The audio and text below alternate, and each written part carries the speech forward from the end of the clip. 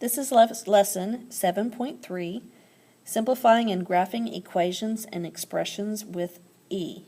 E is going to be something new that you most likely have never seen before. It's new with Algebra 2. What is E? Well, E is similar to pi in that E is just a number.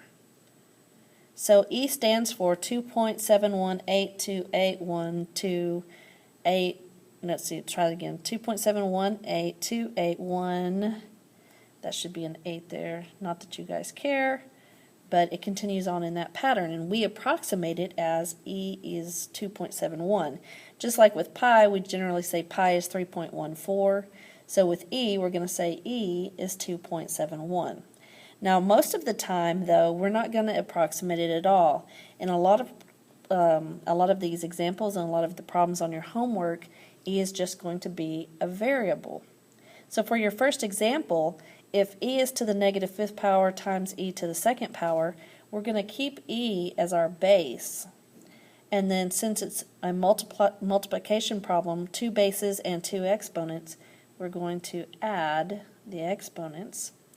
That equals E to the negative 3 power, and anytime you have a negative exponent, we rewrite that exponent into the denominator.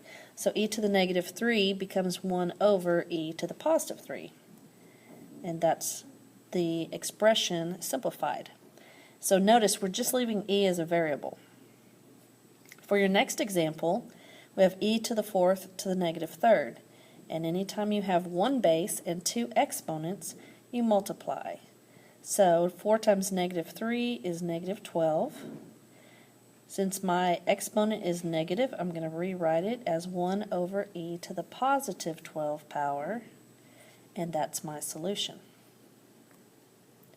For this next problem, we have more than one thing going on. We have some division on the inside of my problem, and then it's to the second power. So let's deal with the inside part first. 3 divided by 6 is 1/2. E to the third divided by E to the second is E to the first. And then all of that is still going to be squared. Now I'm going to distribute the square to each part of my problem, so it's going to make this be 1/2 squared times E squared. And 1/2 squared is 1 over 4, and E squared is still E squared. So my solution is 1/4 E to the second power. So that's simplified. Some of these problems are going to be really unusual. When we look at this next problem right here, we have a square root. So you're just going to kind of think a little bit about this. What is the square root of 9? Well, it's 3. What is the square root of E to the fourth power? Well, E to the fourth power comes from E squared. So the square root of 9E to the fourth is 3E squared. So we've simplified that part and made an easier problem. Now I have 3 and 2, so that makes 6. 3 times 2 is 6. I have two bases, so I add my exponents, so that's 2 plus negative 3, which is negative 1. If I have a negative exponent, then I move that part to the denominator, so 6 stays where it is. E to the negative 1 becomes E to the positive 1 in the denominator, and you can leave the 1 off. You don't need it in the exponent. So 3E squared times 2E to the negative 3 became 6 over E. Alright, now we're going to do an example of graphing. This function is 3e to the x, and we're going to pick a couple of x values, and I mean just a couple. About 3 is probably all you need. You definitely need to make sure that 0 is always one of your x values. We're going to plug them into our equation, and then we're going to graph this, and it's going to look a whole lot like what you graphed in 7.1.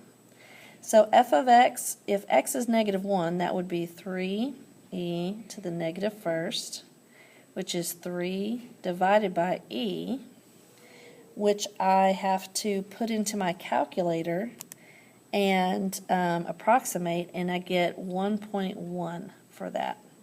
So when x is -1, y is 1.1, so I'm going to go just above, put a dot just above where 1 is.